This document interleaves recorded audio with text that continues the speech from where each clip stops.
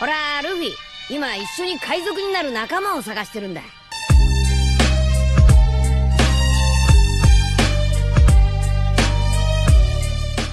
Hello guys, welcome to my channel The Wandering Zoro, your go-to destination for anime-related content. And if you're new here, don't forget to hit that subscribe button and turn on notifications so you never miss out on our latest videos. In today's video, we're going to be diving into part 2 of the series What If Izuku Became the Superman with Multiple Abilities. So be sure to stick around until the end, and let's get started. Our protagonist stared blankly while sitting on the couch of the common room. He had explained and answered every question the class had to the point he even let Nana out to talk and greet Toshinori, which caused the man to faint on the spot. In all, he was pretty tired mentally, but the good news was that he now had a hero license and danger sense had been fixed to actually sense danger around him and a good chunk of the surrounding area. So why was he sitting blankly, you may ask? Well, that was in due part to his mother showing his 2 girlfriends his baby photo album along with the rest of the class. Yup, he was dead inside, and on turning away from the cooing and swooning group, he looked at Toshinori, who was still out cold. Apparently Nana, Mina, and Toru hit it off as they had started stacking random objects on top of the retired number 1 hero's head in an impressive display. He smiled at the sight and took his phone out to take a picture, and after taking the photo he put his phone back and decided to get one of his super secret snacks that he hid so no one would eat them. Standing up from the couch, he walked over towards the cabinet in the kitchen and made sure no one was looking so he could fly up and look at the top of the cabinet, moving the fake bland cereal box to the side and looking inside. To his disappointment, he had forgotten that he needed to go and resupply on more snacks. So after putting the cereal box back and landing on the ground, he walked off towards his room. He absent-mindedly noted that Nana vanished when he got too far from her and she appeared next to him with a pout, in her own words, ruining all her fun. Izuku rolled his eyes at her and continued on to his room, where he got dressed in the suit and glasses that he wore to the party at Island. When asked by Nana why he was wearing it, he replied that it was a disguise for him when not wanting to be noticed for who he was outside of UA, since it actually worked to a degree. With that said, he went downstairs and gave a kiss to his 2 girlfriends before heading out. He had told them where he was going and was told to get them some things, which he agreed to get since he was going out already in the first place. So he left to the nearest convenience store, which was a few blocks away from UA and near a highly populated area and active road. He smiled to himself as his plan to be in disguise working like a charm. Who knew old comics from the pre-Quirk era would be useful in this day and age? But as he was patting himself on the back, he made it to the store, which surprised him at how fast he had arrived. But not wanting to waste good fortune, Izuku headed inside and bought an assortment of treats. Izuku had gotten himself Pocky and blueberry muffins, while he got Momo and Kyoko chocolate cake and strawberry-flavored Pocky. But that wasn't all he had gotten. He had heard of Akiko getting sick this past week and felt terrible that he couldn't be there with her while he was at Island. So he got her some mochi to hopefully cheer her up. And since he knew Zu had helped take care of Akiko, he got his amphibian friend a bag of her favorite powdered donuts. After paying for the treats, Izuku walked out of the store and adjusted his glasses. His smile was still as bright as ever, but when he started walking down the street back to UA, danger sense kicked in. Time seemed to slow to a crawl, and he turned as he heard the start of a shriek from a woman with brown hair and teal eyes with a simple dress on. The woman in question seemed to be a mother of a child who had just ran into the road to retrieve a stuffed animal that probably fell from her grasp, from what Izuku could see. In an instant, Izuku went into motion, setting off from where he stood and got to the girl before the box truck that was approaching her could reach her. He grabbed the girl in a princess carry and snatched the stuffed animal from the air, all while keeping his groceries safe.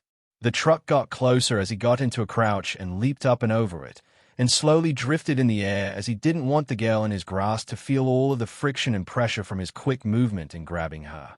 So instead, he let the air shield that came with his flight to disperse any pressure or friction her body would have gone through and kept her safe. It was also right then that time seemed to flow back to normal. The box truck that almost ended the girl's life screeched to a halt and came to a stop, but sliding way past where the girl would have been. The mother who had screamed continued to cry out, thinking her daughter had been hit. But when the girl in Izuku's arm looked up at him and realized she was safe, she cheered, and this caused the mother to look up and gasp in surprise, relief, and joy as she saw Izuku in all his glory with her little girl, and fell to her knees with tears spotting her vision. Izuku floated down gently to her and set the little girl down with a stuffed elephant. He then stood to his full height and took his glasses off to give her a stern but not too harsh look. Now, young lady, I know your little elephant is important to you, but you can't just go into the street like that or you could be hurt. The little girl looked at him with but then looked down sadly at hearing his words. Izuku, upon seeing her reaction, kneeled down to her level and placed a hand on her shoulder. It's okay, but next time be more careful. Your mother would hate it if you got hurt, so be careful so you don't make her sad. The girl looked up to Izuku before turning to her mother, who was still in tears. She turned sad again before looking back to Izuku. I promise, mother, I'll be more careful, she said with a small lisp from her top tooth having fallen out rather recently. Izuku smiled and patted her on the head before standing up. He turned his attention to the mother and gave her a helping hand to help her stand. It's all right, miss, your daughter is safe, and that's all that matters. The woman nodded with tears now fully falling from her eyes. She went and hugged her daughter, who apologized for running into the street. It was then that the people around them started to cheer and move over to the three. But Izuku, not wanting to make a scene, said a quick goodbye to the mother and daughter duo before flying off towards UA. This, however, made a few connect the dots about who Izuku was and immediately shouted in recognition, causing the rest to realize who he was, and some even posted pictures and videos of the renowned Superman in action to save a young girl. Izuku didn't think about the impact of his actions and wouldn't find out about it until a bit later. But for now, he would simply give his treats to his girlfriends before heading over to Akiko's room. In Akiko's room, the brunette was asleep with drool pooling underneath her face and onto her pillow. Her face was a bit of a mess and her clothes were nothing more than a black tank top and pink panties. Basically this, but with her body facing her bed and her clothing like I specified. Her best friend Tsuyu was sitting at her friend's coffee table and reading a novel she had been recommended by Momo. Say what you will about the Ravenette's spicy taste in novels, but she sure did have some gems in her large library of books. The book she was currently reading was about a princess who says F it to being royalty and having to deal with snobbish idiots. She then goes and travels the world, meeting friends and allies and even a lover who was a prince to a Viking clan. In all, it was already on the third book of the series. But when the door opened as she was reading a particularly exciting scene, she shut it quickly and turned to the door with a small blush. Oh hey Zu. I knocked but you didn't answer, said the blue-haired hunk of a man. Oh wow, he looks hot in a suit and tie. The frog-quirked girl thought. Zu croaked before answering, it's fine. I wasn't paying attention as I had my mind stuck in my book, Kiro. Izuku nodded in understanding before turning to Akiko and freezing upon laying his eyes on her. Zu looked over to the brown-haired girl and knew she messed up at not covering her or even warning Izuku about the brunette's current wardrobe or lack thereof. But before she could apologize to Izuku or cover the girl in question, she heard him speak in a hushed voice, beautiful. Zu stared at the blue-haired young man and thought, wait, what? She literally has a pool of drool sticking her face to the pillow, and he still thinks she looks beautiful? Well, color me impressed and slap me with a meat stick. Izuku's face turned red at seeing Zu's curious look, and he cleared his throat into his fist. Sorry about that. Don't tell Akiko I said that. I don't think she could handle it and would probably start floating on us. Zu looked at him blankly before nodding sure. But why are you here? Not that I don't like you coming over, but shouldn't you be with Yomomo and Gyro-chan? The ninth user of One for All shrugged. Well, I just spent a few days with them, so I wanted to give them their space and come see how Akiko is doing. Is she doing better or still as bad as when I left? The frog girl smiled as much as her expressionless face could muster and replied back, she's doing better and should be okay to go to class in a few days when they start, if not sooner. Izuku smiled brightly at the news. That's great. Oh, and I almost forgot. He took the bag from his hand and took out the mochi and small bag of donuts. Here. I went to the store and got you two some treats. And like a zombie smelling brains, the groggy corpse that was Akiko Uraraka sat up and groaned like the undead. She swiveled slowly to look at the mochi and started to crawl over to it. Meanwhile, Izuku and Zu watched on in a transfixed and curious manner as Akiko got to the mochi and tore the container open with her bare hands, the plastic tearing like paper. She then started to stuff her mouth with the mochi like a chipmunk storing their food in their cheeks. And the funny thing was she still wasn't fully awake yet, which was a feat in itself. Is she always like this when she's not with the rest of the group? Izuku asked Zu without turning away from the mochi devourer. Zu didn't answer for a moment, trying to think of if she ever saw Akiko do this. And she couldn't say she had, so she shrugged. Izuku took her silent reply with a nod of understanding. But as he watched the girl devour the mochi like Kirby on crack, he muttered to himself, cute. And like a record scratch, the green-haired girl sitting next to him turned quickly and looked at him with a raised eyebrow before saying, "You have a strange taste in women, my Doria-chan Kiro." She croaked in amusement as Izuku blushed, but then again he couldn't retort that the girls he was interested in were definitely not normal by any standards. Momo was rich as hell with no understanding of humility when it came to accidentally showing off said wealth. Kyoka had a tomboyish sense of humor and an addiction to music merchandise, as he had found out recently. And those were just the two he was dating and currently getting to know better. Who knew how my Akiko or Toru were like when comfortable and willing to share their more bizarre traits. So yes, he did like girls who weren't normal by any means, but he didn't see that as a bad thing, as it made them all unique and extremely lovable in their own special way. What Izuku didn't know was that he had started mumbling his thoughts again, and Zu heard everything he had been saying, and didn't waste the opportunity to record every single word of it. She wasn't alone, however, as Akiko had awoken from her zombie state after filling her mouth with mochi and was blushing hard at her state of dress and having him see her stuff her face like that. But more importantly, both girls had heard most of what he had been thinking except for who he was crushing on. But they didn't really need to think about it hard to know most of the girls he was interested in by taking an account of the girls he was close to. It was only when Nana appeared and smacked him upside the head that he stopped his muttering and focused on his surroundings. He saw both girls blushing and knew right then and there that he screwed up. "I'm just gonna go hope you enjoy the mochi and donuts." He tried getting out the door, but Nana pulled him back inside and sat him down in front of the two, which only happened because he had forgot he could have easily overpowered the woman in his embarrassed state, leaving Akiko and Zu to look at the young man before speaking. "Deku-kun, are you interested in us? Wanna do it?" "TSU," both Izuku and Akiko shouted while Nana cackled in the background. Zu tilted her head at the two. "What? I thought we were on the same page here." Akiko facepalmed before yelling at her best friend Okami, "Why are you so excited?" Zu just shrugged in response. "I have the ability of most frogs. I may not have horns, but I can definitely be defined as a horn-y frog." At that, Nana burst out laughing even more and fell to her knees in laughter, her eyes pouring tears and her body shaking from laughing so hard. Izuku and Akiko were blushing but also deadpanned at the pun, and only after a few seconds to collect themselves did they start chuckling and joining in on the laughter. They all enjoyed the tender moment, and a few minutes later it died down, leaving them in a comfortable silence. Izuku, since he calmed down enough to speak, decided to take the lead. "Okay, to answer Akiko first, I do in fact like you both in that way, along with my Toru, and of course Momo and Kyoka, with a few others I'm not willing to share just yet. And Zu, I won't be doing that until I get more comfortable with Momo and Kyoka first, and if you somehow join us in our relationship and want that to happen, then and only then can you speak with the girls about planning for that to happen." Akiko blushed so red she was the same shade as a tomato, while Zu merely nodded in understanding. Upon seeing their reactions, Izuku sighed in relief before he started talking with them and asking how their time had been since he left to Island. Apparently nothing of real importance happened except for an incident where Monoma of Class 1B had came over and harassed the class, making Izuku rub his forehead wondering why the blonde was so upset with them this time. Zu answered this unspoken question a second later, explaining how the blonde was jealous of Izuku and proclaimed that his class would still surpass theirs. So in other words, Monoma got butt hurt and wanted to bark at them as per usual. In all honesty, Izuku was glad he went to Island if it meant skipping the blonde's monologue and instead spent time with his girls and Melissa. Of course, the villain attack wasn't desirable, but better than Monoma any day. That sucks.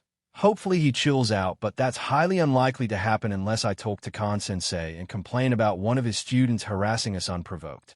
Izuku said, and honestly thought about doing it since even he was getting tired of Monoma's antics. They continued to complain about Monoma in a sort of therapeutic way to vent their frustration about the blonde, even joking with Nana, who Izuku introduced for a bit until Izuku said his goodbyes and left back downstairs. It was probably around noon when he entered the common room and put his snacks in the pantry in his hidden spot after getting a box of Pocky for himself, after which he went over to the couch where he sat next to Toru and greeted her. "Hey Toru, want to stick a Pocky?" The invisible girl blushed, which only Izuku could see due to his enhanced vision. She nodded shyly, grabbing the offered treat before taking small bites out of it. She thanked him and turned her attention to the TV, which was on some random channel. Apparently someone had checked the news because it was currently on the news channel of all things. We have new information brought by the Coast Guard that an ongoing search for a lost cruise ship off the coast of Japan in the Pacific Ocean is still underway.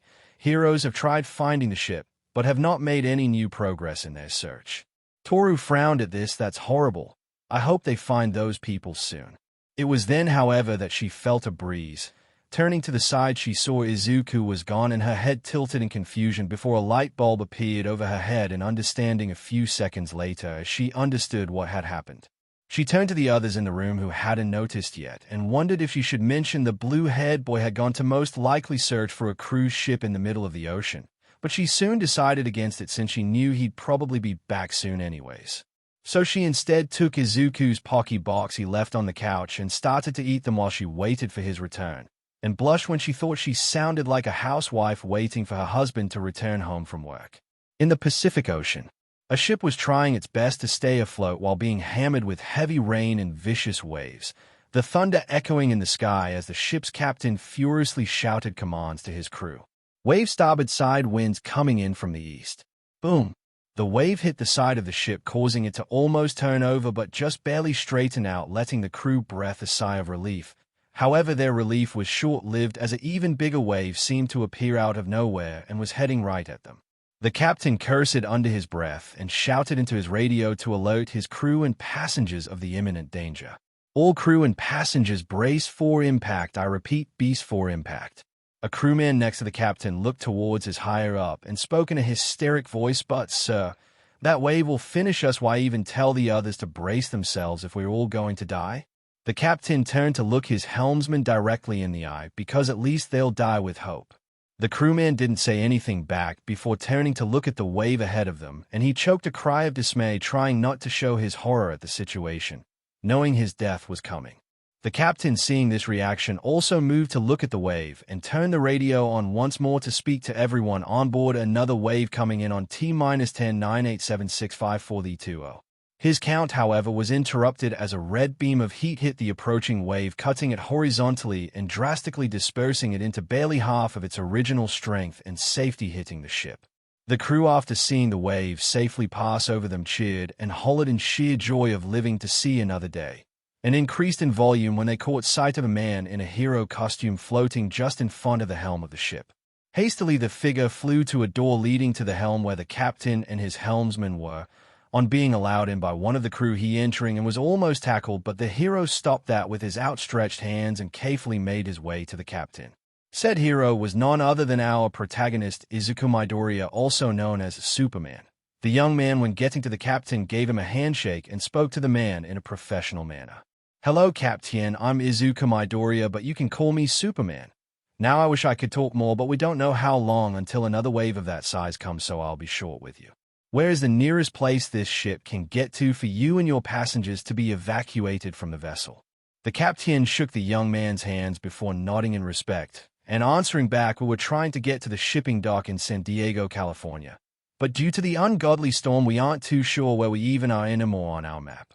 Izuku nodded along to this before he turned away and used his enhanced vision combined with his X-ray vision to look to the east where he believed the U.S. would be. It took him a few tries, but after a minute or two he was able to locate the United States. Turning back to the captain, he spoke, "All right, I'm going to go under your ship and use my enhanced strength along with my black whip ability to carry your ship to the U.S. and out of this storm. Tell your crew to get inside if they aren't, and for them along with the passengers to hold on tight." The captain's eyes bug out at this for a moment, but quickly returned to normal as he stood straight and saluted the young man in front of him. "Thank you, Superman. I'll get on it right away." Izuku smiled happily and saluting back in return. He then made a quick exit out of the ship the way he came from and flew up into the air before diving into the water. Moving underneath the cruise ship was easy, and he went directly to the center of it and braced his hands on the keel. He then used Black Whip to cover the ship to disperse the pressure and weight from what he was about to do. In the meanwhile, the captain had relayed his orders to the crew and those on board to be careful and brace themselves for any more shifting of the ship, and that help had arrived and was going to help them get to the nearest docking bay. The passengers of the ship did as they were told, but were also hopeful that they were finally saved and everything was going to be all right. Izuku, who had heard what the captain said over his radio, waited a few moments for the people on the ship to get themselves prepared. After a minute, he started to lift the ship and use flight to float himself and the cruise ship out of the water. Something like this, but Izuku has black whip around the ship and the ship is a cruise ship instead. He stopped only when he reached what he considered an appropriate height and slowly but surely picking up speed flew towards the U.S. and out of the storm. Back in the UA dorms, Toru had eaten about half of Izuku's poke before the news channel changed to the main newscaster with the name Hana Uraraka, which made the girl wonder if she was related to her classmate Akiko. "Thank you, Aino-san. But we've just gotten breaking news on that missing cruise ship that had gone missing in the Pacific. I'm reporting to you all at home that the ship has now arrived off the coast of California. But the real kicker is that the man to save the cruise ship." And yes, you've got that right. The man responsible for saving this ship was none other than Izuku Midoriya, or as the world has come to know him as Superman. Toru's mouth stopped just short of biting the poke as it hung wide open, and her hand, due to her surprise, became lax, causing her to drop said chocolate stick onto her lap. And shortly after, eyes widened and she just started pointing at the TV while stuttering. Momo and Kyoka, who were a little bit away from the invisible girl but still close enough to hear her, overheard her stutter and turned to look at her. And upon seeing her shaking and her sleeve pinpointing to the fact she was pointing at the TV, they both glanced over at whatever got her so surprised. However, they reacted similarly or worse in Kyoka's case, as the Ruka girl's jack started spasming, and on instinct shot over to their favorite victim, causing the blonde boy known as Kaminari Denki to shout in pain before falling over out of his chair. This had two effects, as everyone in the common room turned to Denki before turning to Kyoka, who in turn made them all look at what she was looking at, which was none other than the TV that was displaying their newly made blue-haired friend and fellow classmate Izuku Midoriya lifting a cruise ship wrapped in his black whip and flying it to the port in the city of San Diego. And the second effect was turning Denki to jelly, as his body was slumped over unconscious and totally missing out on seeing the epic scene of his classmate carry a giant freaking ship and saving the day like an old-school superhero. Poor Denki. The sight of the San Diego port was electrifying, as reporters and the port's workers were making a buzz in the area, all while the cruise ship that had gone missing in the Pacific floated just a few feet away from them in the harbor. These weren't the only people of importance, however, as citizens and heroes were also at the port watching as the Man of Steel, also known as Superman, gently floated down into the harbor and set the ship in the water. One of these heroes was the famous #1 of America's Star and Stripes, aka Kathleen Bates, a tall, muscular blonde woman known for her admiration for the #1 hero of Japan, All Might. What she looks like. A big splash of sea water shot into the air as the ship made contact with the water. The sea displaced itself under its weight, pushing down on and splashing those on the docks. The ship rocked back and forth for a few moments until it came to a complete rest in the now calm water, the water surrounding it still splashing due to the energy still inside of it. Quickly, the men on board the ship got outside onto the deck and threw the ropes to the awaiting port workers, who tied the ropes off. Right after that, the ship crew slowly but surely extended a drawbridge, allowing the passengers who were ushered out to exit the ship and get onto the port and emergency personnel. While this was all happening, reporters took pictures and made comments to the TV crews in their stations about the situation. That was until another splash was heard and the caped figure known emerged. Superman floated in the air with the wind fluttering his cape, making him seem like an otherworldly figure, causing a silence to engulf the crowd of people. Izuku in the air. Soon enough, cameras started flashed quickly taking his picture, and one of the heroes on scene called out to him in English, making the young hero turn to said person. "Superman over here." Superman aka Izuku turned to the woman, as he was fluent in English due to various bidding wars he was in when he was younger for All Might merchandise. Not his proudest reason for learning English, but at least he had a few premium edition All Might posters and figurines from his endeavors. But shaking that thought away, Izuku floated over to the woman and landed in front of her. He quickly realized who she was, and even with his recently acquired composure, that didn't stop him from making a highly surprised expression form on his face. "Star and Stripes, it's a pleasure to meet you. I'm a big fan," Izuku said in perfect English with no Japanese accent, much to the woman's own surprise. However, it vanished as she smiled wide and responded back, "Pleasure's all mine. But I got to give you my thanks.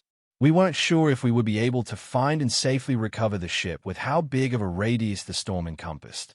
The young man's sheepish response met the woman, "Yeah, I didn't expect to be helping so soon after receiving my pro-hero license from the Hero Public Safety Commission of Japan." but I'm glad I was able to help. I rushed over to the Pacific after hearing about the situation on the news. From there, I was able to locate the ship using my super hearing, and I'm sure you can guess what came next.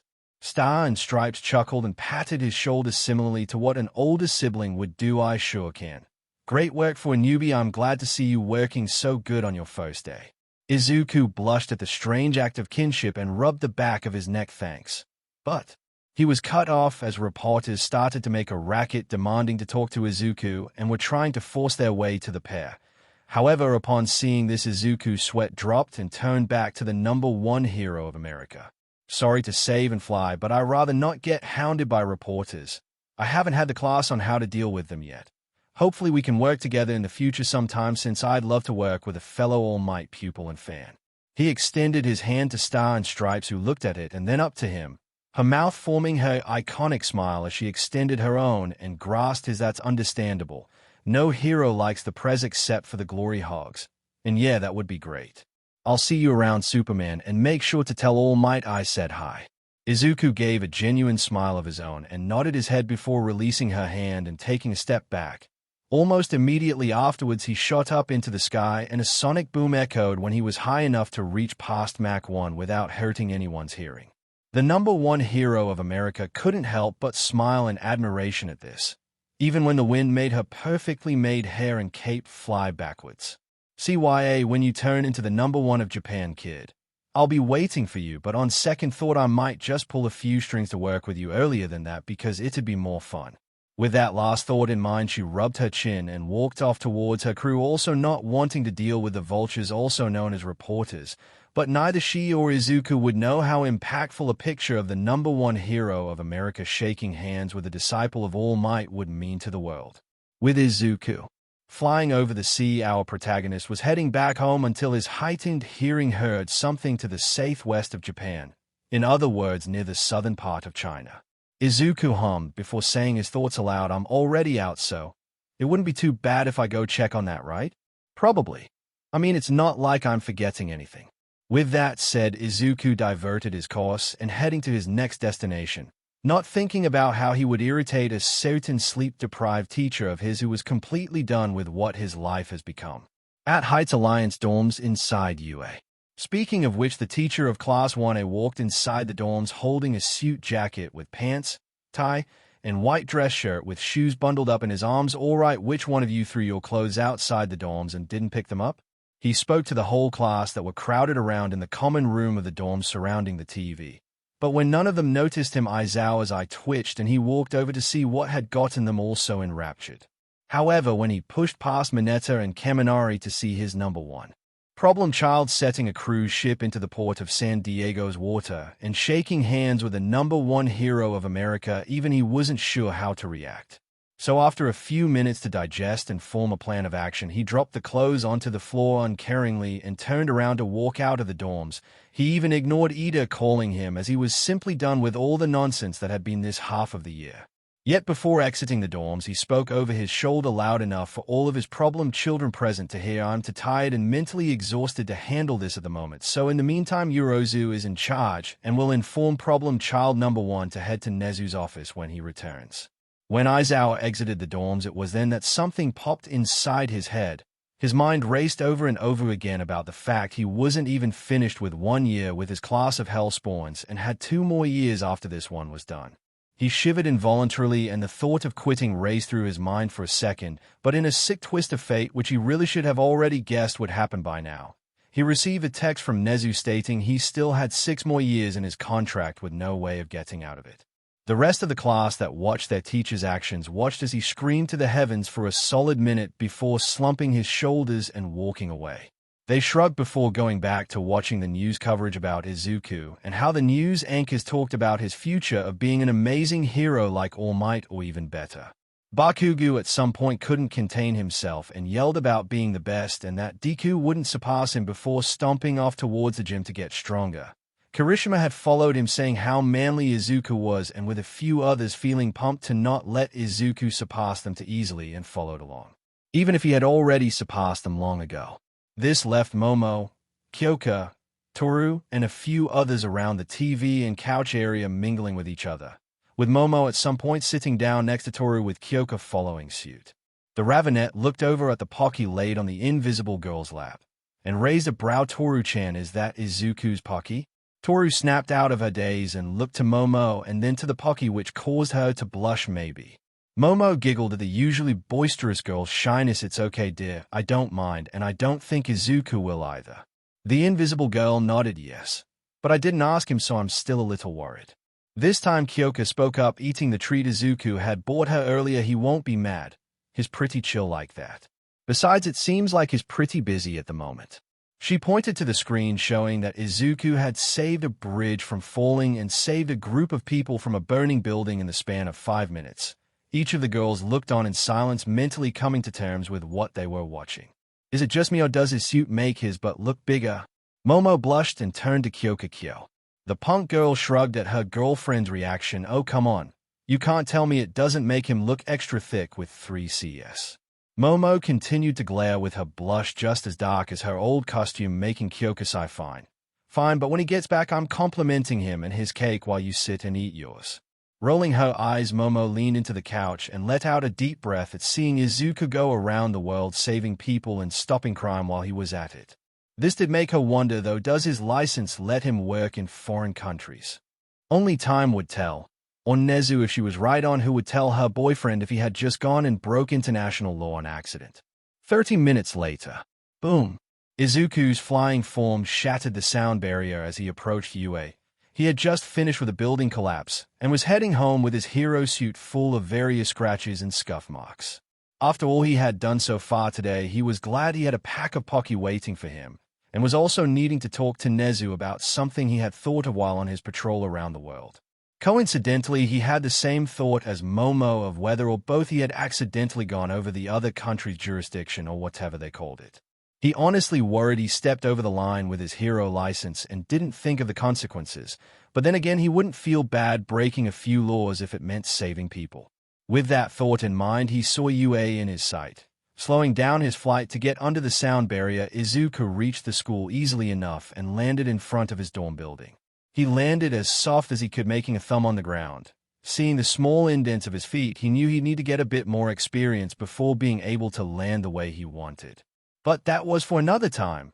He needed a quick shower and to change into a new set of clothes before taking his suit to Mai to be cleaned and repaired. Looking around for his discarded clothes, Izuku noted that his clothes had gotten picked up by someone. He guessed it was one of his classmates and shrugged it off. The doors of the dorms opened, and Izuku walked inside to see a basically barren common room with the only occupants being Momo, Kyoka, and Toru sitting on the couch. Hey you three, where's everyone else? The blue-haired teen asked, being mindful to not get ash on the carpet by floating an inch above the ground. The three turned to him with smiles, in Toru's case a shy smile. Momo, being the one to speak, caused Izuku to turn and focus on her, while most left to train after seeing you save that cruise ship. The rest went to their rooms or to go and do other activities. Izuku nodded to this and turned to the pile of his clothes thrown onto the ground of the common room in a small bundle. He blinked before shrugging and going to pick it up. He bent over, and Kyoka whistled at the sight when his cape flew to the side from an unknown wind, causing Momo to elbow her in the side. Izuku turned around with his clothes in hand and tilted his head. What's going on? Momo, with a big blush, shook her head. Nothing. Nothing at all. Why don't you go and shower? We'll still be here to talk when you're finished.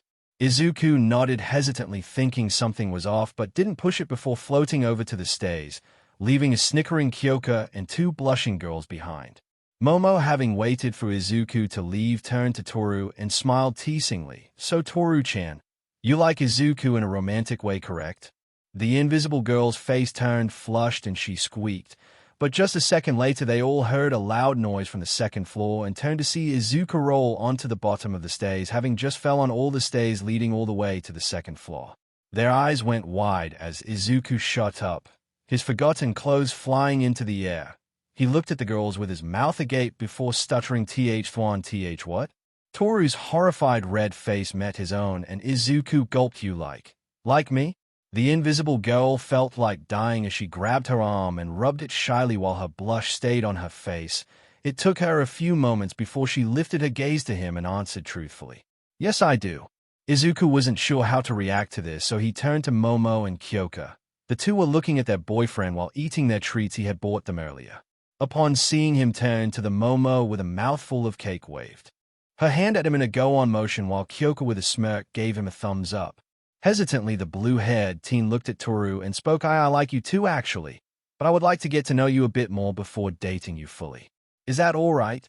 Toru jumped up with a huge smile and glomped him. Izuku, reacting quickly, hugged her back but soon pushed her away and apologized. Sorry, Toru. I got concrete dust and most likely ash all over you. Looked down at her body. Toru saw herself full of gray and black dust on the front of her clothes and arms. She looked up at the taller teen and shook her head with a wistful smile. It's fine. Besides, I'm the one who hugged you. Rubbing his neck, Izuku replied back, I guess, but I still feel bad. Seeing the opportunity in front of her, Kyoko snorted and spoke cheekily, well, why don't you pay her back by helping her wash up? I'm sure she'd enjoy your hands all over her soft and supple body. Kyo, quit being so perverted, shouted Momo, who gulped down a bite of her cake to speak. Izuku and Toru were both blushing furiously and jumped away from each other, and while sneaking glances at each other, they blushed upon their eyes meeting. It was then, however, that Momo remembered what Aizawa had asked of her when Izuku returned. She turned to her love and said, Izuku-kun-sensei asked for me to tell you that Nezu would like to speak with you in his office when you returned. Turning to his raven-haired girlfriend, Izuku asked, did he say if I had to do it right away? Momo shrugged in an undignified manner. He didn't say. But you most likely won't be reprimanded if you take a short shower. Right? I'll do that and be right back after I'm done talking to Nezu. I'll probably be back in time for dinner, but if not, then please save me a plate. The girls nodded to this, and Izuku rushed off to his room's bathroom with his clothes in hand. Quickly, he put his clothes away before getting dressed in some jeans, sneakers, and a gray long-sleeve shirt with the sleeve rolled up to the elbow. After getting dressed and making sure he didn't have any more pieces of concrete in his hair, Izuku left his room and went downstairs to see the girls had put on a movie. He didn't recognize the movie, but he didn't linger on it as he went over to them. He gave Momo and Kyoko a kiss on their cheeks goodbye before turning to Toru. The not-so-invisible girl blushed as he looked at her, wondering if he should do the same to her. But right as he was about to turn away, he saw the expected look on her beautiful face. Her lips were puckered lightly with a glint in her eyes that made Izuku lean forward. Basically this bit, it's Toru and no lipstick in her hand. Their lips met, making Toru's and Izuku's hearts flutter at the warm sensation. It being Toru's first time caused her to reach for his cheek as she felt her heart begin to blossom in a way she had never felt before. But the kiss could only last for so long. Eventually they parted, with their eyes peering into the other's with a sense of love that was slowly but surely beginning to form between them. Clearing his throat and looking away from the beauty in front of him, Izuku's face burned brightly as he said, that was nice. I have to go, but it was very cool. Snorting, Toru smiled at his shy nature, but her only reply due to her own shyness was a quiet response, yes, very cool. Gulping, Izuku looked into her eyes and smiled softly, I'll talk to you later. See you, Toru-chan. Smiling back, Toru waved and replied back, see ya later, Izuku-kun. Izuku walked out of the dorm with one last wave towards the girls, and when they made sure he left far enough by waiting a few minutes, Kyoko spoke in a smug voice, so, you want some of Izuku's cake too, huh? Kyoko yelled Toru in embarrassment, echoing throughout the dorms. Click, click, click. The clicking of keys on a keyboard echoed through the silent room. This room was none other than the principal's office, where Nezu was working on a side project of his. Humming to himself, Nezu looked over a project. It was top secret, with only a very small number of people in the know about it. The name of the project was brazenly written above the work that Chimera was doing, titled Gel. It seemed to be a rather new project due to the small amount of words written in the file, but that would be wrong. This was short and to the point to get whoever was reading it to immediately understand and think about the project, and it was done like this one purpose. Nezu never understood why humans like to splurge on long and redundant speeches when a short and simple message was all that was needed. Unfortunately, this wasn't the time for Gel, not yet anyways, as Nezu was interrupted by a knock at the door. The principal knew exactly who it was too, as he calculated when his guest would be arriving. Clearing his throat for a moment, Nezu let in his guest. Come on in, Mr. Midoriya. I've been expecting you. A moment passed until the blue-haired youth opened the red oak door and peeked his head inside. I was told to come see you, sir. Nezu smiled. Yes, that's correct. Though your homeroom teacher also wanted me to discuss something else with you in the meantime. Entering the room fully and closing the door behind himself, Izuku raised his eyebrow. What do you mean by that, sir? I'm referring to your latest escapades. But I originally wanted to speak to you on another matter entirely. Izuku rubbed his neck. He should have known better than to believe he had international immunity with his hero license. Yet his embarrassment was outweighed by his curiosity. And that matter would be what exactly? Nezu leaned back into his chair, getting comfortable. He took a moment to think through how to convey himself before speaking. That is rather complicated. So do sit down as I explain. Doing as he was told, Izuku walked to the reddish-brown leather couch in front of Nezu's desk and sat down, his large frame sinking into the expensive material. Seeing his most promising student do as asked, the Chimera spoke. I originally wanted to speak with you on an idea I have came up with as of late.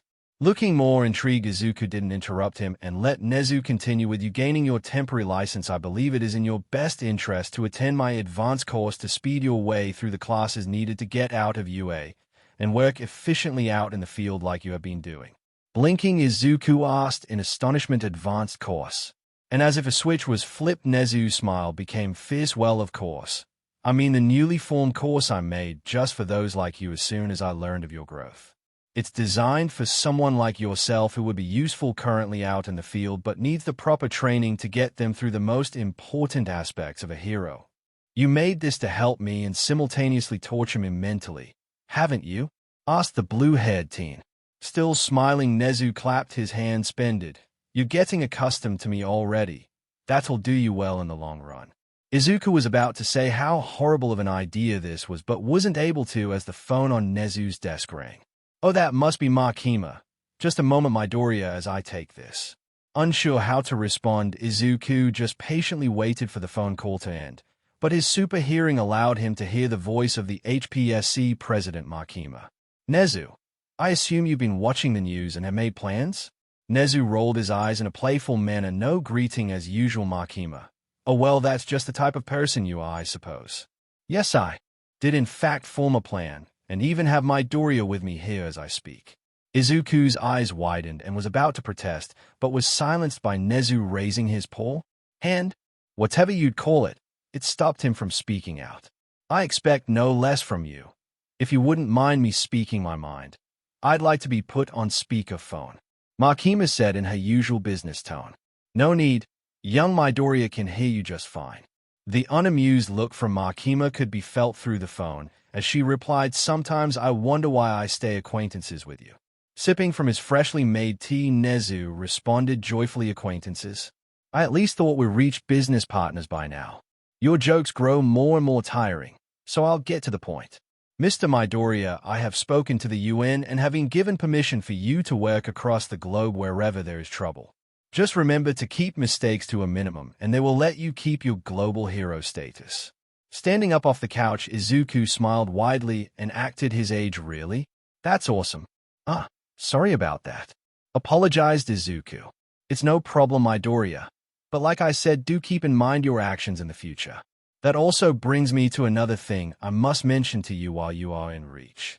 You are cordially invited to the Hero Ranking Gala next month. It had been pushed back from this week, due to All Might's retirement, and I have no doubt you will place in the top 10 with your skills and timely work ethic. Now I have work to do, so I will be hanging up now. Goodbye. By Miss Makima, talk to later, my daughter, said Izuku and Nezu in unison. The phone went silent, and so did the room. But in a matter of seconds, Izuku was hit by both revelations while Nezu and Makima enjoyed his reaction. What? Izuku yelled out. Smiling cheekily, Nezu nodded. Not many know this, but Makima is my adopted daughter, and you're basically the next symbol of society, so it wouldn't be far-fetched for you to be in the rankings of the Hero Gala. Okay, but how did actually?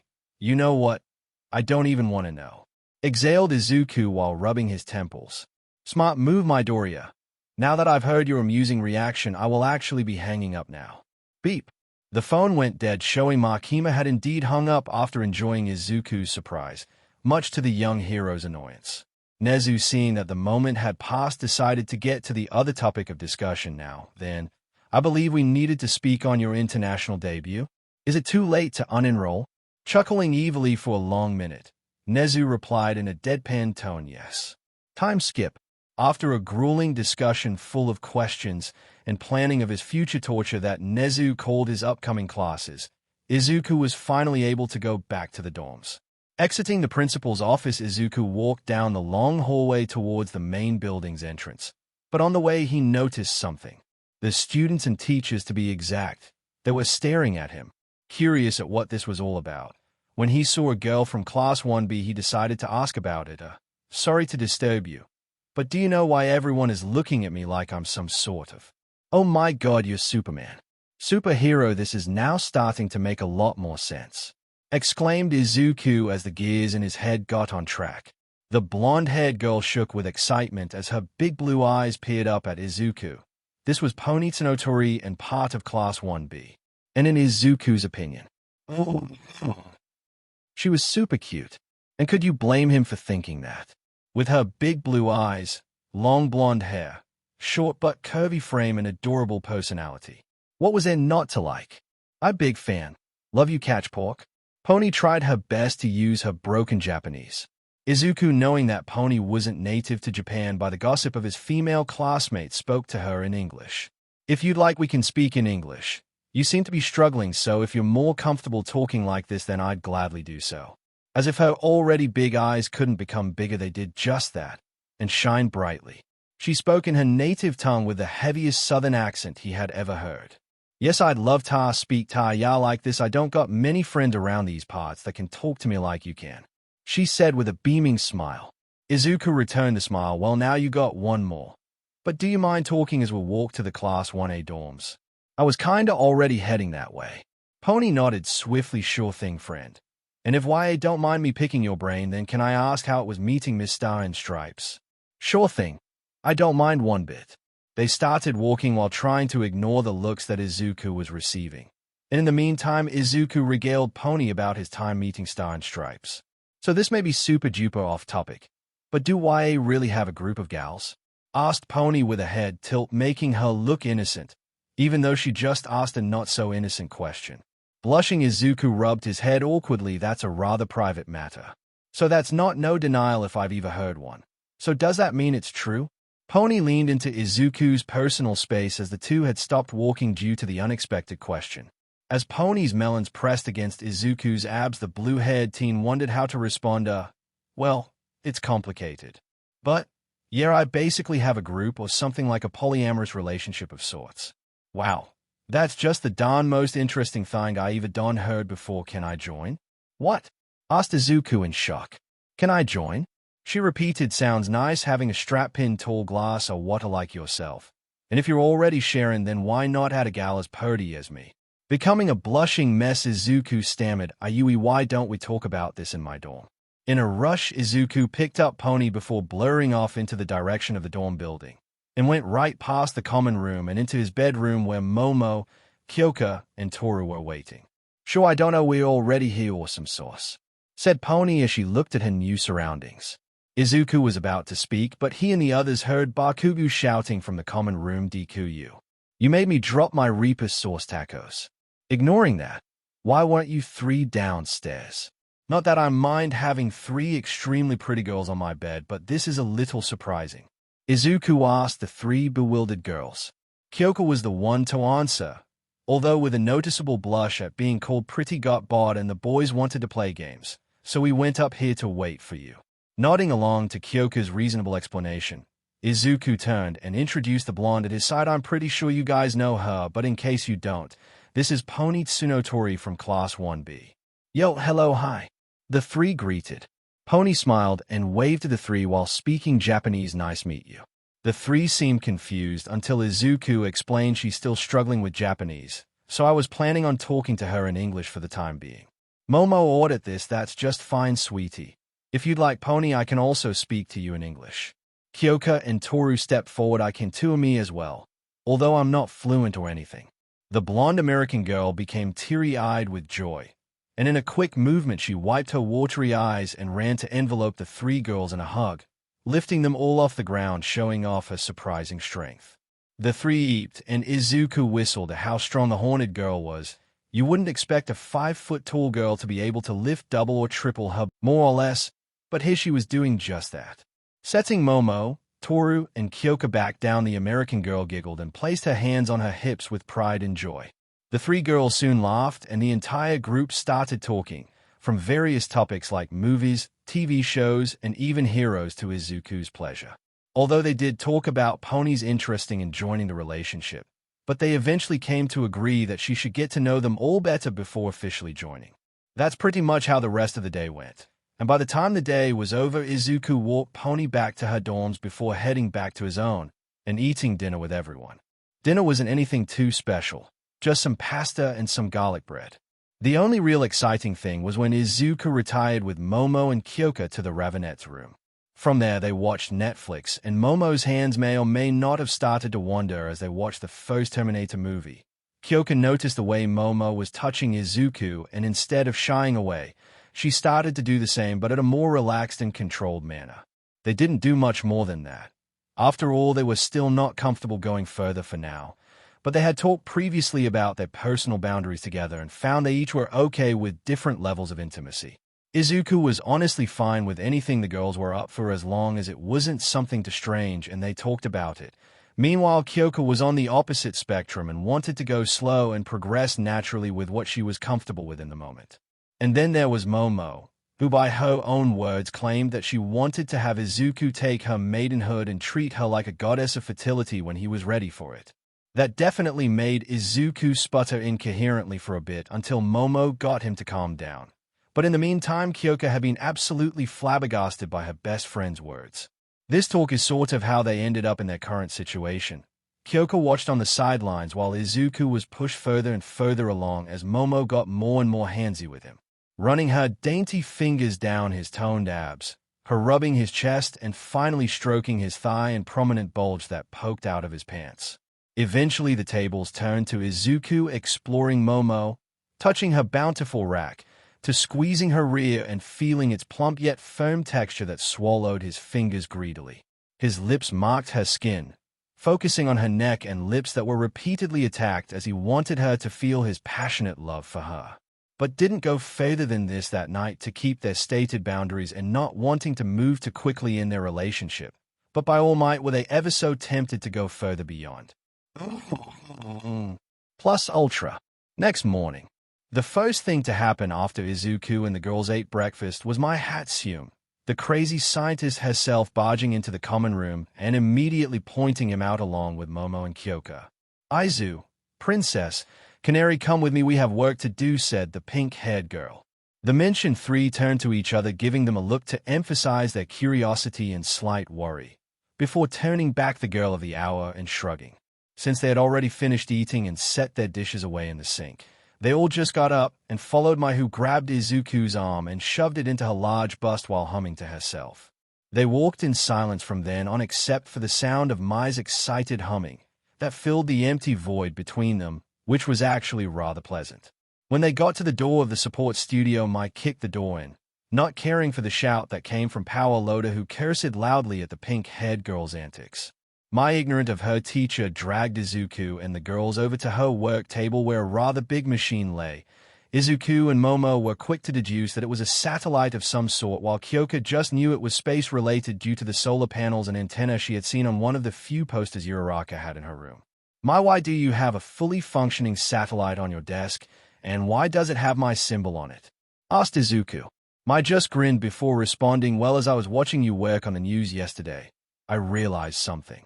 No communication on the planet currently that I have access to can keep up with you from what I saw yesterday, with you zipping around the globe at supersonic speeds and all. So I created this baby, my super satellite system of tomorrow." Izuku stared, Kyoka stared, Momo stared. Even Power Loader, who was working on something, turned and stared, each and every one of them taking in her words before glancing at the machine. Momo spoke her mind and expressed aloud what the others were wondering: how exactly does this thing work? And how are you getting it into the orbit? Do you have a rocket that's fully operational, and do you have permission from the military? The smirk that formed on Mai's face made shivers run down their spines, and her answer shocked them. "Well, the simply answer to how it works is that it connects to other satellites and helps me broadcast to a custom communications system I have here in the back of the support studio. And for how I'll get it up there, I've done the math and checked Izuku's medical charts. He should be able to reach the atmosphere if not out of orbit and be perfectly fine. Ooh. You didn't answer if you had permission or not, pointed out Kyoka. The pink-haired girl didn't say another word, just looked at them, which was an answer in and of itself, making Power Lotus Eye in defeat. So, I'm going to be in space and can theoretically go to the moon if I wanted. Doesn't that also mean I could help set up a base on the moon or explore planets like Mars? And as long as the constructs I take up are friction-proof and can handle extreme temperatures, I can probably take an entire base of operations up there, can't I? Asked Izuku while tilting his head and rubbing his chin, ideas forming in his head as he spoke. Simultaneously, Momo, Kyoka, and Power Lotus turned to stare at him with blank expressions, but Mai just cackled with a spark in her eyes at the new idea Izuku just gave her.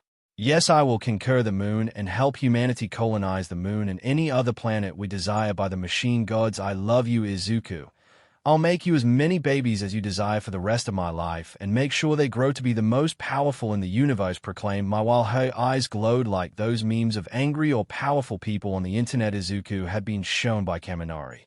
Izuku blushed once he registered Mai's words, and asked Mai, "You don't need to make me support great just for giving you ideas. I'm just glad I can be of help." Mai stopped drawing up blueprints and turned to Izuku with a confused expression. Support gear? I didn't say I'd make you my babies. I said I'd make you the most powerful babies in the universe, and the only way to do that is the old-fashioned way. I mean XX Izuku. Stop looking at me in confusion and help lift this baby to the rocket pad for me. Oh, you mean we have a rocket pad? Was all Izuku said as his brain short-circuited and then focused on the only thing he could process at the moment. Momo and Kyoka weren't much better, but at least they were still mentally there, unlike Izuku, who was basically comatose while doing whatever Mai instructed him to, while his mind still did the calculations of Mai's earlier words. And all in the meantime, Power Lotus shook his head, grumbling to himself as he welded some sheets of metal together. Thank Kami, those kids ain't my problem. Nezu can probably deal with that mess while I'm working on his and Hatsume's personal request. The light of the welding torch illuminated a robotic machine in the shape that resembled a humanoid, but was obviously not even halfway done yet. But the yellow T on the chest piece stuck out on the red surface of the metal. The sun's rays of light glistened on the surface of the earth in a cascade of warm, bright colors that lit up the earth in a cascade of blue and green hues. This sight was the one given to Izuku Midoriya, aka the hero Superman, who was floating in orbit with the satellite Mai had made and had him bring up here. Now that is a sight for sore eyes if I've ever seen one, came the voice of Nana from inside Izuku's head. Soon after, the rest of the vestiges chimed in. Even the usually silent and stoic second and third users spoke about the sight of the earth for the first time that wasn't a recording or picture. Izuku didn't really comment on their words, even if he found some of them interesting. Instead, he just watched the earth slowly turn and the sun glint off its surface. He took in the moment for what it was, a one-of-a-lifetime moments that not many could have the opportunity to experience for themselves, and especially in the way Izuku was currently doing it. There was a bit of the paranoia in the back of his mind of not being able to return back to Earth, but that was a natural human fear of a situation where one wouldn't be able to control their fate if left without control of the situation. So he took a bit to get used to the fact he was in space, thousands of miles away from the planet he was born and raised on. Okay, I think I'm good now. Mai, is the satellite done booting up? The blue-haired teen said through his reinforced earpiece. A moment later, Mai's cheerful voice came over the line. Yep. I'm already reading connections with the satellites around the Earth and can see 0 places I won't be able to reach you on comms. Izuku raised an eyebrow at this. Even if I went to, let's say, the moon, would you be able to connect to me even there? A pause before Mai spoke with the sound of typing in the background. If these readings and calculations I just did are right, then I can talk to you all the way to Mars, big guy. Smoking at this, Izuku shifted and turned his body to the ball of gray rock orbiting the Earth. Then how about a test run? I've always wanted to see the footprints of Neil Armstrong and Buzz Aldrin. Maniacal laughter was the only response he got in return after saying this, and a few words of encouragement from Nana and the gang from inside of one for all who were all too eager to see this happen.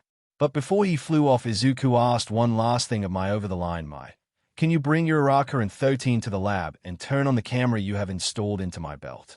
I want our resident space enthusiast to see the moon and maybe Mars if I get to it. Before Mike could answer, Nezu's voice was heard. No need, my Doria. I've already informed them and am currently live streaming your endeavors on UA's newest program. UA News Network's first ever broadcast is of the new hero Superman exploring space like something straight out of a comic book. Surprised but not too surprised by this, Izuku shook his head before replying, of course you would, and I can't help but guess this program is related to what I spoke to you about during our meeting yesterday near the end.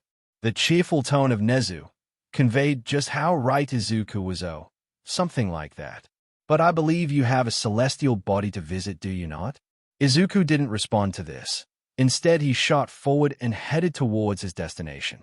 Going speeds he usually never did on Earth in fear of breaking windows or causing turbulence to any aircraft in his wake. It would be a matter of minutes before he arrived, and he hoped Akiko and Miss 13 could make it in time to see it happen.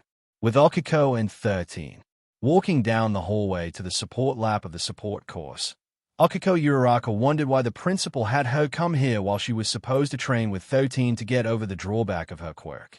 And said teacher was just as confused. They were mid-training when the astronaut-themed hero got a call from Nezu, who only said to meet him in the support lab before promptly hanging up. So it was safe to say that both women were unsure how to feel about all of this, and it didn't help that they could hear Hatsume's cackling from all the way down the hallway as they approached. Akiko turned to 13. What do you think we are needed for, Sensei? Do you think my costume resubmission is ready? 13 turned to her not-so-secret favorite student of Class 1A and shrugged. Don't know, kid. But if it is Hatsume laughing like that, then I don't like our chances. The costume resubmission Akiko was referring to was the actual original design she wanted instead of the tight-fitted suit she was presented with when she arrived at UA. It had not been that long ago that the brunette brought up her costume not being what she originally wanted to her favorite heroine, and not that long after that 13 helped her write up a resubmission report stating her grievances. The support company hadn't responded in the past month and a half since then, but Akiko was still hoping that this was the case instead of whatever Hatsume was so amused with. Having reached the door by now, Akiko looked to 13, and 13 looked back. Obviously neither wanted to open the door, but unluckily for them the doors opened on their own. The two looked inside after hearing the door open. They first saw Momo, Kyoka, Nezu, then the lady they believed to be part of the Meta Liberation Army and standing with Nezu. Oh, and Power Loader was off to the side taking looks at the big giant flat-screen TV depicting the moon and how it was growing in size, obviously the moon getting closer to whatever camera was taking the shot. To be honest, the two space fanatics were drawn to the screen immediately without even saying hello to anyone, and completely ignored the others. Instead, they both walked over and inspected the image. Wow, this video is really good. I can see each crater really distinctly and can even spot the spot of the Apollo 11 landing right over there, said Akiko, while pointing to a spot on the screen. 13 nodded, her mind logging each crater and their names before she noticed something suspicious, so suspicious it made her turn to her boss and ask, "Why is the moon getting bigger in this video? It should show some blur or camera shake, but it's perfectly normal. So either this is a render, which I highly doubt, or Hatsume has a space probe that she sent up there that's drifting evenly towards the moon. So which is it?" Nezu smiled his usual toothy smile. Neither. What you are seeing as of right now is Mr. Midoriya flying in space after installing a satellite into orbit for Miss Hatsume, and as of late he is on his way to the moon. Ooh. Eh? Exclaimed 13 and Akiko in unison, their eyes shooting towards the screen in shock. Back with Izuku, the ref-caped hero touched down on the rocky surface of the moon, his boots leaving imprints in the gray soil of the orbiting body. Looking up and around himself, Izuku was in awe of his current surroundings, and he couldn't help the smile sported on his face. This is one heck of a view, and to think we can soon live her if we wanted to with the help of my quirk and a whole lot of elbow grease. Planting his fist on his hips, Izuku stared at the Earth off in the distance, the sight blowing him away as it looked even better from the moon. Midoriya, this is 13. What in the actual F-13 was cut off? Instead, Akiko came on the line. Having pushed her favorite heroine to the side, "Izuku, you on the freaking moon, the freaking moon." Chuckling at her enthusiasm, Izuku responded, "That I am Akiko. Do you want me to bring back a rock for you?" Yes was the only thing Izuku could hear, before he heard 13 in the background asked for one too. Chuckling again, Izuku nodded to himself, all right, I'll do that right now. But before coming home that I may visit Mars to test the strength of the communication system I whopped up. Izuku could hear the fangirl screeches from Akiko and 13, mixed with Mai's proclaiming her baby could handle it. Turning his attention to his right, Izuku leaped over to the Apollo 11 moon landing site. The American flag still there along with some rover tracks, footprints, and the spot the spacecraft landed. The spot was special, not only historical but also in culture. No matter what nation, seeing a human land on the moon for the first time was always going to be something of importance no matter where you came from. And what better spot to get a moon rock from for his two space-loving friends? Akiko and 13 would love it, and Izuku didn't mind in the slightest. Leaning down and using his heat vision, Izuku cut two perfect squares of rock before lifting them up and cradling them against his side. Not having a reason to stay much longer, Izuku lifted up off the moon's surface and shot into the direction of Mars, his enhanced vision helping him make sure he was going towards his desired destination. He could hear Akiko and 13 gush about this and the rocks he picked up, and Izuku could swear he heard the familiar voice of Chito's, who he hadn't seen or heard of since the press conference he had with her, where he also pointed out she was part of the Meta Liberation Army. Probably should talk to her about that. And that date he asked her for while he was at it. He genuinely liked the woman and would love to date her after a few years of talking to her and getting to know her. But this also made Izuku figure something out, or guess at why she was at UA when Nezu revealed the brand new UA news network. If he was correct in his assumption, then Chito's wasn't part of the MLA anymore, or at least part of a deal between them and Nezu, or secretly sought asylum with Nezu and he made her the head of the news agency for giggles. That last one was probably the case, and a pretty darn good idea if Izuku was being honest. Chito's had years of experience with the media and had hundreds of contacts to pull from when needed. Smart move on Nezu's part, and the Chimera undoubtedly had countermeasures in case she tried to back out of any deal they made or turned back to the MLA's side. However, before Izuku's thoughts could travel farther, his eyes caught the shape of Mars coming towards him without needing to enhance his vision. Immediately, he started to slow his flight to not smack right into it or through it.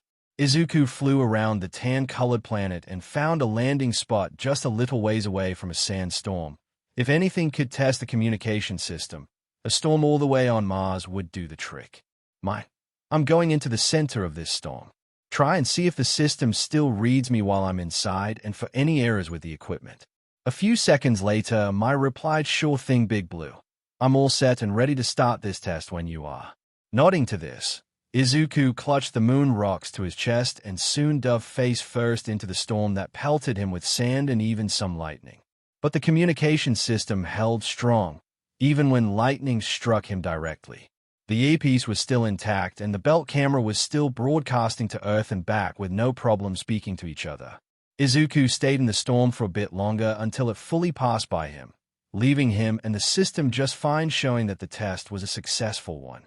Mai, of course, cheered over the line and promised a big smooch on his lips when he returned. In return, Izuku definitely didn't rush to get some rocks from Mars before flying straight back to Earth to receive said kiss. Nope, no evidence to show that this was the case. Just some baseless speculation from people who definitely didn't feel jealous and were just trying to get under his skin. Time skip, back to Earth. With a thud, Izuku landed feet first on the landing or rocket pad of UA and going through the roof entrance. Almost immediately, he was met by Mai kissing him and two space enthusiasts yanking the 4 rocks from his grasp. The kiss between Izuku and Mai was passionate, with just enough tongue to convey their love for each other.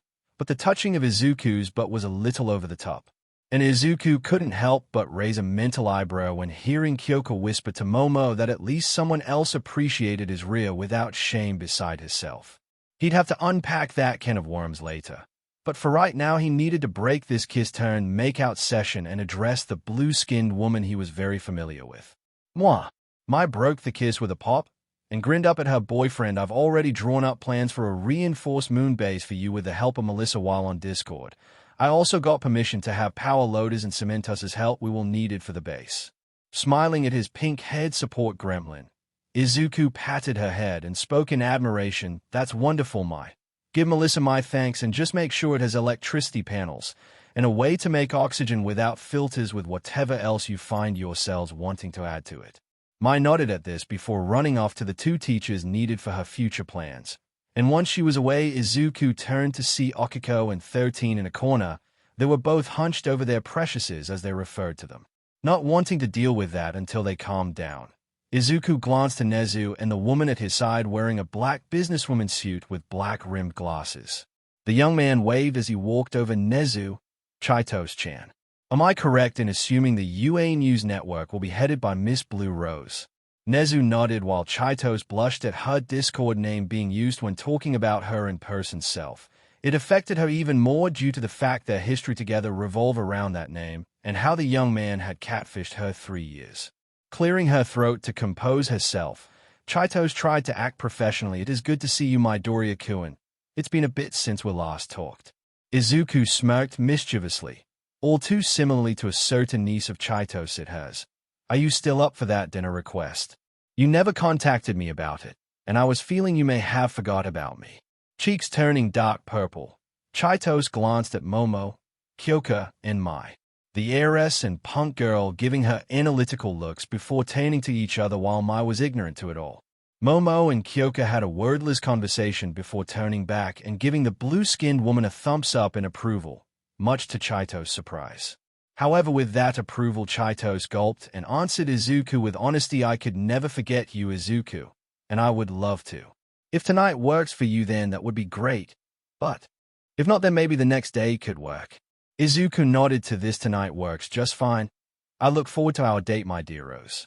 Taking her hand and kissing the back of it gently, Izuku smiled up at her before turning and walking over to Momo and Kyoka. The two girls quickly talking to him and criticizing what he may or may not wear to the date he had just gotten. Chaitos, who was frozen still, standing next to Nezu, was jostled out of it by the principal speaking to her. I believe the broadcast has done better than expected. You will have to step into the spotlight sooner rather than later and announce yourself the head of the program. Keep in mind we still need a name, I might add, but I'll leave that up to your discretion. Blinking a few times before smiling, Chaitos replied, of course, sir. The numbers are triple what we first expected them to be after setting it up on such short notice. But the public's view on the new program are reported as high and only getting higher as we ride on Izuku's hype in the media circles. I may add that my speech is already written. We just need to designate a place to have the announcement. And the name of the program and news outlet? Asked Nezu, as he watched Izuku and his girls before turning to see Mai and his two best builders at work. Chaitos took out the tablet from nestled under her arm and tapped a few times on the screen before presenting it to Nezu, who nodded in approval of the names written and the logo design. The furry principal looked up at the blue-skinned woman with his usual cheer before speaking sternly. I approve. Just don't forget our agreement, Miss Chaitos. Looking Nezu directly into the eyes, Chaitos shivered but nodded nonetheless. I wouldn't dream of it. You and my previous leader have made a deal of peace until it can't be maintained anymore. I wouldn't dream of breaking that peace, especially when being able to be with the man who caught my eye so long ago. She said the last part wistfully, her pure feelings for Izuku surfacing. She couldn't lie. Izuku having tricked her about his age did hurt, but the connection they had formed couldn't have been fake no matter how good of an actor he was online. Nezu didn't say anything to her words. He was a master of analysis, and could tell Izuku had ensnared this woman's heart, and neither of them seemed to want to let go of the other. Which was all to his benefit. The plans he had in place were coming to play, and only now was he seeing the potential he sought to make a better world. With that last thought in mind, the principal turned around and exited the launch landing pad, the retractable roof unretracting and slowly closing behind him. And Chaitos realized something. She had a date. And she hasn't had one that actually went past meeting the person since they were all cowards who discriminated against her for the way she looked. She needed help if she was going to make this date go well. And there was only one person she had in mind to do this. In Heights Alliance 1A dorms, Mina was talking to her see-through best friend, when suddenly she froze. Back straight and eyes wide as her horns twitched. Toru, who was talking to said girl, tilted her head in confusion on the sudden change of behavior. Mina. What's wrong?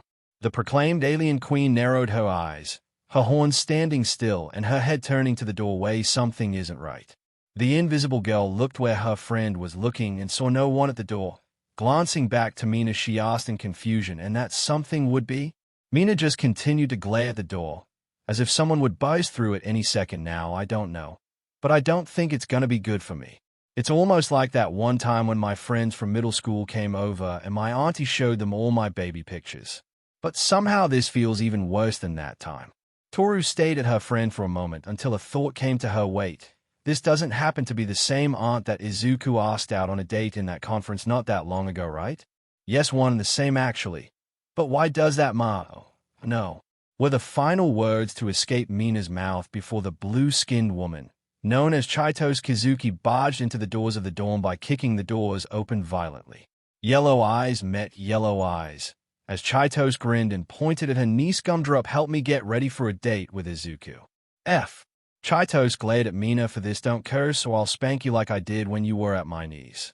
Mina stayed emotionlessly and a single tear ran down her eye. My secret crush is going to see my entire baby album by the Alien Queen. Why? I am so hating my life right now. Becoming relaxed and looking contemplatively, Chaitos hummed, that's a good idea. It'll help break the ice on our date. Thanks for the idea, Shrimp. Now come on, we don't got all day. Grabbing Mina's collar and dragging her like she was a rag doll, Chaitos ascended the stairs. Toru, who was just sitting there being completely ignored by the blue-skinned woman, couldn't help but speak her thoughts aloud.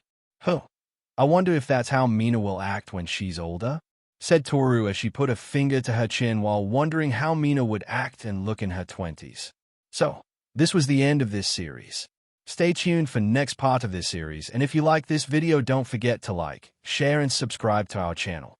Until next time.